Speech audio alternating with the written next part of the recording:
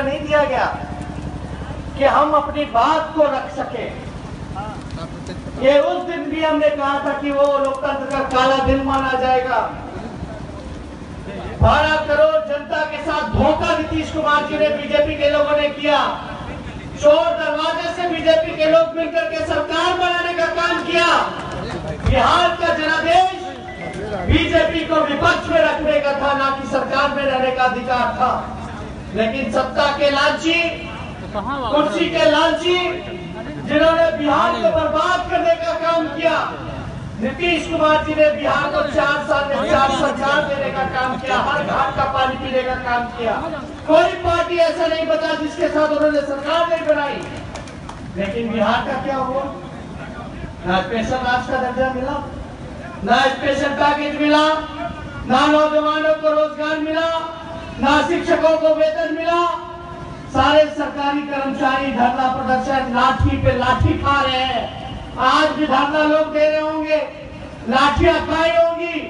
लेकिन ये निकम्मी सरकार केवल भ्रष्टाचार और लूटपाट में, और लॉ एंड ऑर्डर इनका फ्लॉप रहा, क्राइम बढ़ गया, शराब हर जगह बिक्री हो गई, गरीब को जेल भेजा गया, बालूबंदी कर दी गई, मजदूरों का रोजगार छीन लिया गया। और ये सरकार अभी भी कायम है, जिसको जनादेश नहीं मिला था।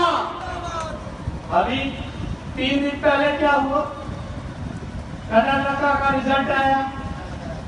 सबसे बड़ी पार्टी भले ही बीजेपी हो, लेकिन जो जादुई आंकड़ा जो था, बहुमत का आंकड़ा, जेडीएस और कांग्रेस के पास था। 116 गठबंधन के पास था और केवल 104 भाजपा के पास था। आखिर क्यों? राज्यपाल ने येदियुरप्पा जी को न्योता दिया। इसलिए न्योता दिया था क्योंकि वो सबसे बड़ी पार्टी थी। तो हम तो बीजेपी के तरफ पे आज महामहिम राज्यपाल से समय लेकर के आज मिलने गए, लेकिन उस रात को याद कीजिए, हमको समय दिया गया था ओथ के बाद का। तथापि जब मुख्यमंत्री जी का ओथ हो जाएगा तब आप मिलिए, तब तक हम सरकार का दावा हम पेश नहीं कर सकते। हम रात के 2 बजे गवर्नर हाउस में राजेंद्र चौक पे बैठे रहे धरना पर, तब जाकर के गवर्नर ने हमको बुलाया। और याद कीजिए, उस समय गवर्नर त्रिपाठी जी थे, जो बंगाल के गवर्नर थे। अतिरिक्त प्रभार बिहार का मिला हुआ था और उस समय के जो बिहार के गवर्नर राष्ट्रपति बन गए थे, उसके अतिरिक्त प्रभार बंगाल के गवर्नर को मिला था। केवल वही 2 दिन महामहिम राज्यपाल बंगाल छोड़कर के बिहार में थे, पहले से तय, जिसका हम बार बार जिक्र करते रहे। लेकिन हम जब राज्यपाल से मिले, हमने यही बात कही कि महामहिम जी सबसे बड़ी, भले ही नीतीश जी चले गए थे उस समय छोड़ करके महागठबंधन, लेकिन वर्तमान में हमारा और कांग्रेस का गठबंधन था। इस आधार पे जो गोगोई जी का जो जजमेंट था, उस आधार पे जो सबसे बड़ी पार्टी, आप हमको नेता दीजिए, हमको मौका दीजिए, ताकि हम फ्लोर ऑफ द हाउस साबित कर दे कि हमारे पास मेजॉरिटी है, बहुमत है। लेकिन नहीं दिया गया, क्योंकि चिट्ठी जो था, नीतीश कुमार जी जब राज्यपाल बीमार होकर के पहुंचे थे तभी लेकर के बैठे रहे। पहले मुख्यमंत्री होंगे जो 4 घंटा तक, आधी रात तक बैठे रहे बिना चिट्ठी ले जाते हुए, बिना चिट्ठी मिले हुए वो गए नहीं, राज्यपाल आवाज छोड़े नहीं जब तक उनको मिला नहीं चिट्ठी न्योता का, ताकि हमको लटकाया जाए, हमको ना मौका मिले कि हम दावा पेश कर सके। लेकिन मेरा तर्क है कि अगर कर्नाटका में बीजेपी को सिंगल लार्जेस्ट पार्टी, सबसे बड़ी पार्टी होने के नाते अगर मौका मिला, येदियुरप्पा जी ओथ ले लिए, कैबिनेट मीटिंग भी कर रहे हैं, अकेले ही हैं, भले कोई मंत्रिमंडल में ना हो, और सबसे पहला काम यही किए हैं कि आईपीएस लोग का, इंटेलिजेंस आईपीएस लोग का तबादला कर दिए बिना मंत्री के मंत्रिमंडल का बैठा। शायद ही ऐसा इतिहास में हुआ होगा। और ये मुख्यमंत्री नहीं जाना कि कब तक वो मुख्यमंत्री रहेगा कि नहीं रहेगा। तो इनका डेस्परेशन दिखाता है, लालच दिखाता है कि ये लोग कितने बड़े सत्ता के भूखे लोग हैं, और इनका अहंकार दिखाता है कि संविधान को हम नहीं मानेंगे, नरेंद्र मोदी संविधान से बड़ा है। वहां बताइए, संविधान बड़ा है कि नरेंद्र मोदी और अमित शाह बने? ये देश में संविधान और कानून एक ही रहेगा या अलग अलग राज्यों के लिए अलग अलग चलेगा? जब एक कानून है पूरे भारत में, हमारा संविधान में, तो कर्नाटका में कुछ और क्यों और बिहार में कुछ और क्यों होगा? इसलिए आज हम महामहिम राज्यपाल जी से मिले और हम धन्यवाद देते हैं महामहिम राज्यपाल जी को कि उन्होंने समय ही नहीं दिया बल्कि हमारी बातों को गंभीरता से सुनने का काम किया। और हम धन्यवाद देते हैं अपने सहयोगी दल के लोगों को, नेताओं को, पार्टी को कि समर्थन की चिट्ठी हमें सौंपी और हमने राज्यपाल महामहिम को सौंपने का काम किया। हम धन्यवाद देते हैं हम पार्टी को, गांधी जी को, हम धन्यवाद देते हैं राहुल गांधी जी को, कांग्रेस पार्टी के लोगों को, हम धन्यवाद देते हैं माले पार्टी को, और सभी लोगों का समर्थन हमको प्राप्त हुआ। महामहिम जी से मिले और उन्होंने कहा कि हम इस पे गंभीरता से विचार करके जो फैसला होगा आपको बताएंगे। हमको बीजेपी के तर्क से, क्योंकि सिंगल लार्जेस्ट पार्टी, हम लोगों का मायूसी हुई थी जब गोवा में सिंगल लार्जेस्ट पार्टी कांग्रेस को नेता नहीं मिला था, बीजेपी को नेता मिला था, मायूसी हुई थी। लेकिन अभी तो एक किरण के रूप में हम लोगों को दिखाई दिया कि भाई ये तो येदियुरप्पा जी कमाल कर दिए। जब उनको सिंगल लार्जेस्ट, अभी 3 दिन पहले तो हम लोग को भी अधिकार है, हक है, अगर सबसे बड़ी पार्टी होने के नाते अगर वो दावा पेश कर सकते हैं तो हम लोगों ने भी विमर्श किया, तो हम लोग क्यों नहीं कर रहे? तो हम लोगों ने किया और हम आश्वस्त है कि भाई जिस तरीके से कर्नाटका में वहां के राज्यपाल ठीक 3 दिन पहले न्योता दे सकते हैं, तो इस देश में कौन सा ऐसा कानून बदल जाएगा, संविधान बदल जाएगा कि बिहार के सबसे बड़ी पार्टी को न्योता क्यों नहीं मिलेगा? फिर यानी मिलना चाहिए।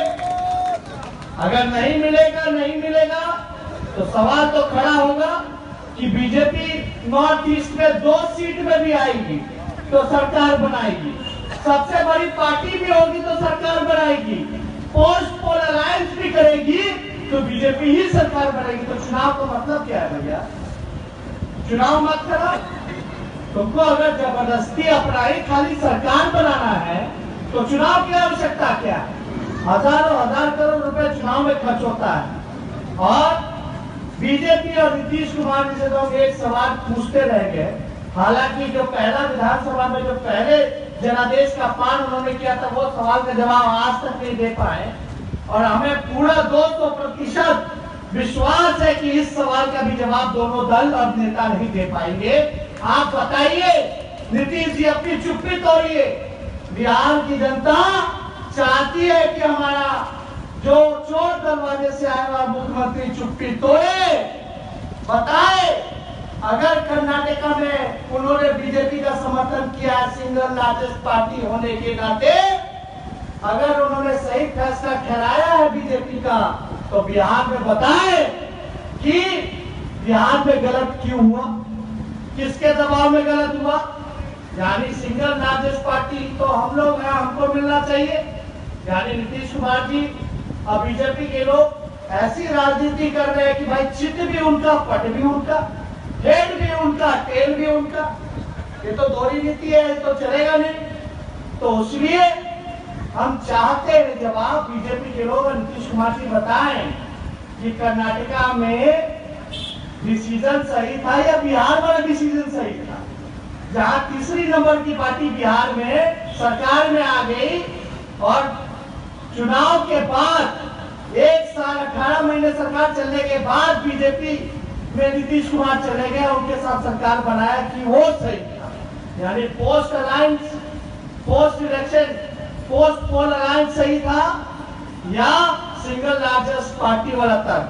अगर सिंगल लार्जेस्ट पार्टी वाला तर्क सही है तो बिहार में भी राष्ट्रीय जनता दल को निमंत्रण मिलना चाहिए, और अगर पोस्ट पोल अलायंस होता है तो वहां कर्नाटका में नाइंसाफी वहां कांग्रेस और जेडीएस को मिलना चाहिए था। ये सवाल का जवाब नीतीश कुमार जी को देना पड़ेगा और भाजपा के लोगों को देना पड़ेगा कि कौन गलत कौन सही। दोनों चीज सही, दोनों चीज गलत तो नहीं हो सकता।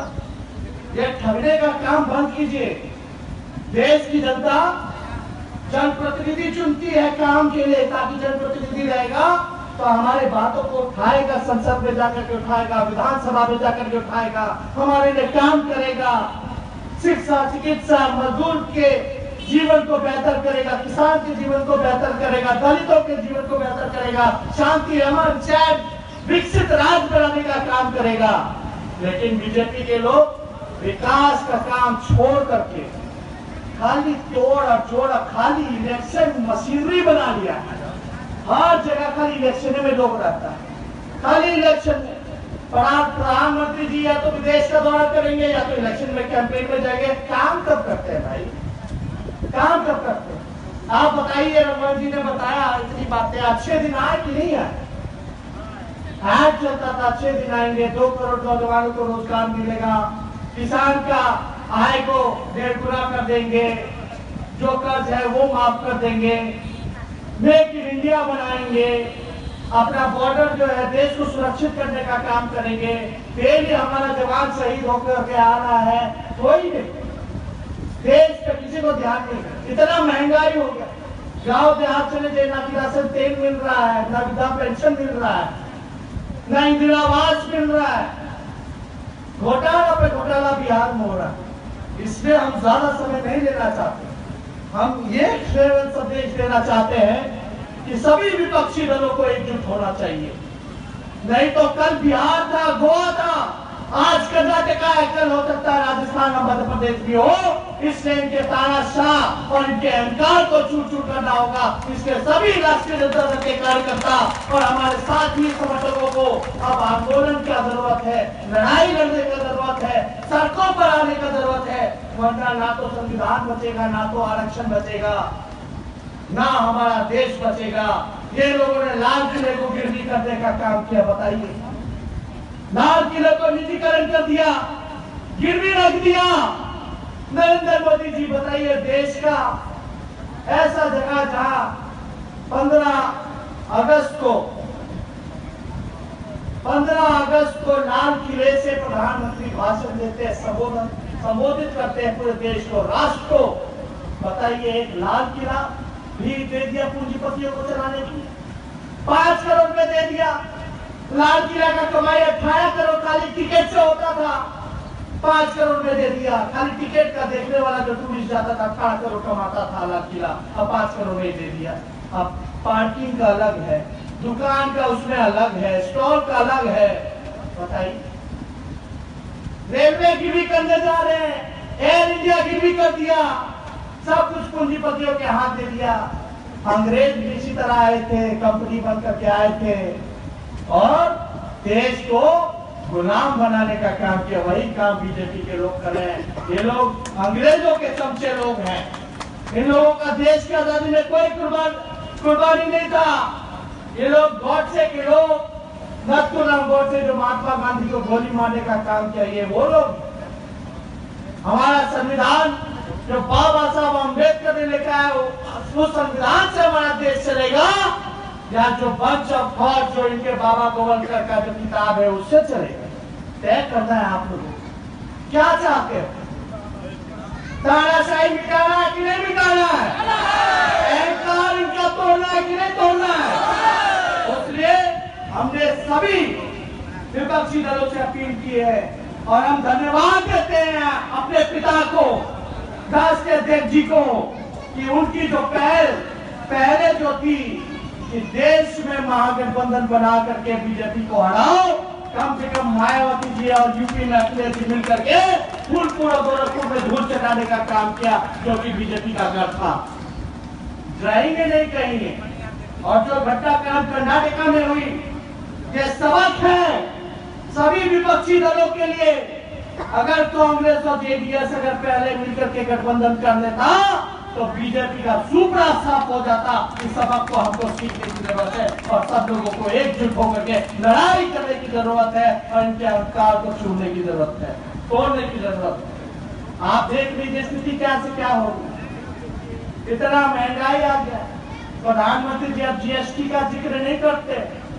जीएसटी से बिहार को कितना राजस्व का, रेवेन्यू का लॉस हुआ है, ये भी बता दे। नोटबंदी से कितना नुकसान हुआ है बिहार को, ये भी बिहार की सरकार बता दे।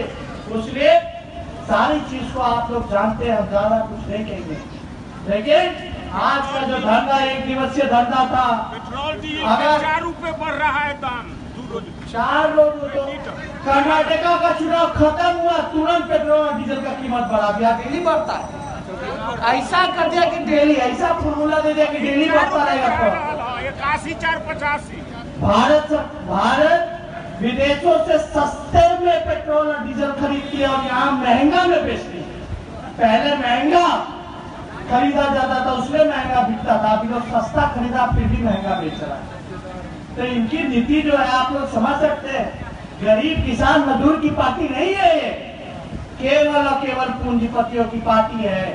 केवल चंद लोग, मुट्ठी भर लोग इस देश में खुश हैं, बाकी सब बेबस है, गुर्बत में है, गरीबी में है और परेशान। इसलिए ज्यादा कुछ हम नहीं कहेंगे, लेकिन इस लड़ाई को ये केवल 1 दिवसीय धरना ही नहीं समझे। भाजपा के लोग और हमारे चाचा जी, अगर अन्याय होगा तो न्याय के लिए लोग सड़क पे उतर करके अपना अधिकार लेना जानते हैं। हमको फिर ऐसा कदम उठाना पड़ेगा, बड़ा आंदोलन करना पड़ेगा, ताकि लोग इनको मजा सिखा सके, सबक सिखा सके। उसने ज्यादा कुछ नहीं। वो तो हम धन्यवाद देते हैं सुप्रीम कोर्ट का कि सुप्रीम कोर्ट ने आधी रात को भी सुनवाई की और अपना आज फैसला भी सुना दिया कि जो ट्रस्ट वोट जो होगा ऑन द फ्लोर, वो येदियुरप्पा जी को 15 दिन नहीं बल्कि कल शाम 4 बजे तक साबित करना है। यानी एक चीज दिखाता है सुप्रीम कोर्ट के निर्णय से कि अभी भी न्याय का जो आशा है, जो उम्मीद है हम लोगों को, वो अभी भी मौजूद है। इसलिए अन्याय के खिलाफ हम लोगों को लड़ना होगा और एकजुट होना पड़ेगा। चाहे पिछड़े हो, अति पिछड़े हो, दलित हो, महादलित हो, या अल्पसंख्यक भाई हो, या प्रगतिशील वर्ग के हमारे साथी लोग हो, सब लोग एकजुट हो जाइए।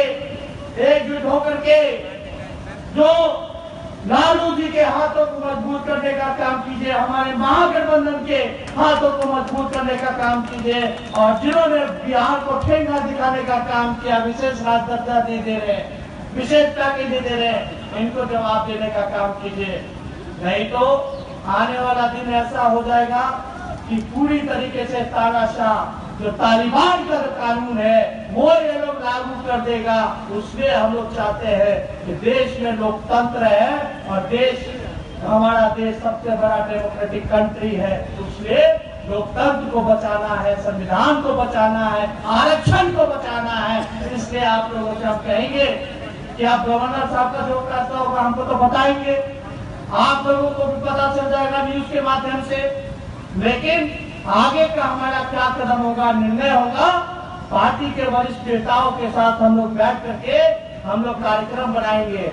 और आपको पहले भी पता है कि हमारा जो यात्रा संविधान बचाओ न्याय यात्रा, जो पहला फेज जो खत्म हुआ है, अब हम जल्द से जल्द दूसरा यात्रा भी हम करने जा रहे हैं, दूसरा फेज भी करने जा रहे हैं संविधान बचाओ न्याय यात्रा का। और जल्द से जल्द वो कार्यक्रम बना करके हम लोग पब्लिक के सामने, पब्लिक डोमेन में रखने का काम करेंगे।